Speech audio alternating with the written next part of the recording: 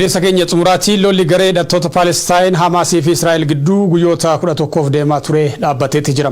Dhukaasa dhaabuun kun jimaata ganama kan eegale yoo ta'u waleellaa kanaan namooti 250 ta'an dubbatama.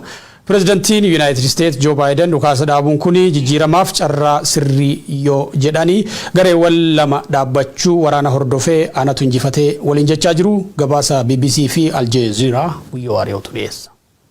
Written in the sky over Tel Aviv, the story of just how quickly and decisively this conflict has escalated. Wal waraans guyyoota 11tiin booda Israa'el fi Falasxaan labu Gaazaa irra dhukaasa dhaabuuf walii galan. Lollubbuu namoota 240 ol nyaatee qabeenya duulle barbadeessuun isaa mamkanaan waliigalteen dhukaasa dhaabuu kun dhagaamte sa'aatii muraasaan booda Falasxaanonni alaabaa isaanii qabatanii daandii Gaazaa weerara jiraachuu isaanii BBC'n gabaase. Loltoonni Israa'el masgid Filisxeemota labu Gaazaatti argamalaas ka weeraruun namoota 300 miidhuu tolkidha. Gochi Ziyonistii kanawaa mufatta fakkaatamas Rokkeettii hedduu Israa'el darbachuun juudonni waleella qilleensa irra bananii namoota hedduu lubbuu dhaban.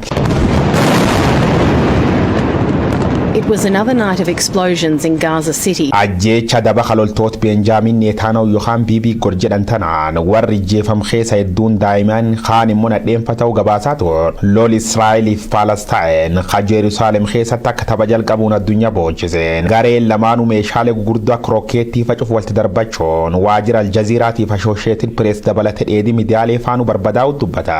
Waliigaltee tuksi dhaabuu ka bulchaan guddaan Ameerikaa Joe Biden naga buusuuf carra midhaagaa jedhe.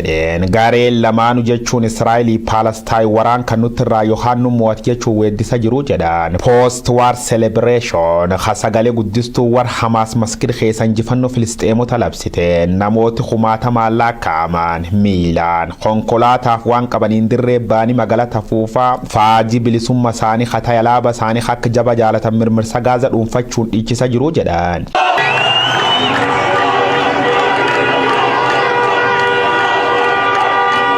Jerusalem Hamas Rokkeetti khuma furiif 300 waliin nadarsite loltoota 150 uumat nagaa keessan mokhurna faan qaban najala jeefte jet anilleen ofirra dhowwuuf Rokkeetti khum tokko yaayu furguggees khayet biyyiti dheed Kiristaana Israa'el waajir midiyaalee dabalate manneen jireenya maaliif akka barbadeessitu waman dubbannee jedhan wal dhibdee labu Gaazaa waggootaaf Israa'el fi Filisxeem jidduu godhama jirtuun ba Jerusalem guutuma guutuu war Filisxeemota dhaa'ee keessa baasuun bilis baasamanta jedhuun kachochoogganaa waraan Israa'el Bini Gantez haleellaan Gaazaa bu'aa waraana addan wargamsiifti yommuu jedhu Hamaas immoo labsiin dhukaas dhaabuu tungam Israa'el irra dhufuun Filisxeemotaaf injifannoo guddaa ta'uu immoo Netanyahuuf waraan isaa wanneem nu deebitanii yoo dhuftan nulleen deebine dhufni jechuun Associated Press irra waacifan kaabineen nageenya Israa'el yaadu dhukaas dhaabuu ifatti osoo himin fudhannee yoo jedhu qondaalli olaanaan siyaasaa haal qabatama laf jiruun duulli kun itti fufuuf dhiisuu isaa murteessaa jedhan. Now the ICC says it will also look into the actions of Gaza-based waliigalteen dhukaas dhaabuu tune nageenyi itti fufiis qabfidurra shakke qabaachuu kadubbatu dubbii himaan idil addunyaa Hamaas baaseen na'eem Filisxeemoti adwaaqin argatiin weerari Israa'el osoon dhaabsifamin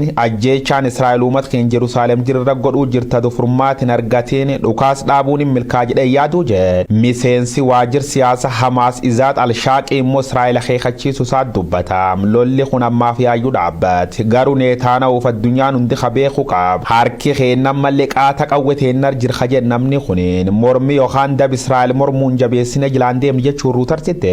This is a rare shooting attack on an Israeli military position during a confrontation.